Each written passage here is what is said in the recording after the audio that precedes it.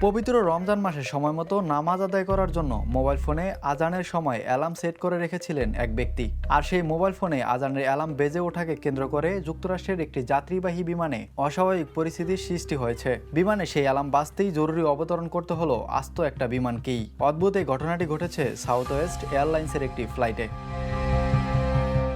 যুক্তরাষ্ট্রের বিমান চলাচল নিয়ন্ত্রক সংস্থা ফেডারেল অ্যাভিয়েশন অ্যাডমিনিস্ট্রেশন জানিয়েছে, south West airlines flight 2094 Nashville থেকে দক্ষিণ ফ্লোরিডার উদ্দেশ্যে যাত্রা করেছিল। কিন্তু মাঝ আকাশে হঠাৎ এক যাত্রীর মোবাইল ফোন থেকে আজানের অ্যালার্ম বেজে উঠলে বিমানের ভেতরে কিছু যাত্রীর মধ্যে আতঙ্ক ছড়িয়ে পড়ে।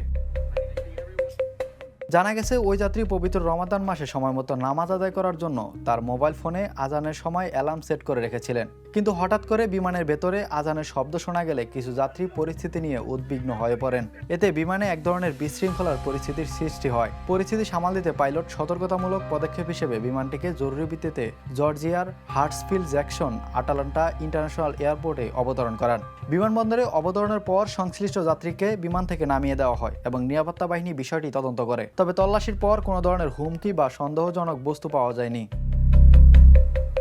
পরে কর্তৃপক্ষ ঘটনাটিকে একটি ভুল বোঝাবুঝি উল্লেখ করে। পরিস্থিতি স্বাভাবিক হলে ফ্লাইটটি পুনরায় যাত্রীদের নিয়ে দক্ষিণ ফ্লোরিডার উদ্দেশ্যে যাত্রা করে। Imran Hossain, the news.